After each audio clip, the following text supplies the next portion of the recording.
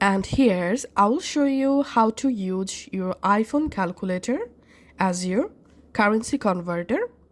First of all, you have to update your iPhone to iOS 18 or newer version.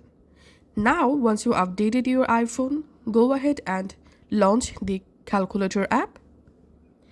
And now to enable currency converter, just tap on this icon and here you will find converter.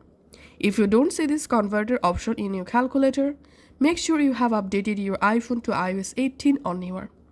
Now just enable converter and then your calculator will be converted to a currency converter.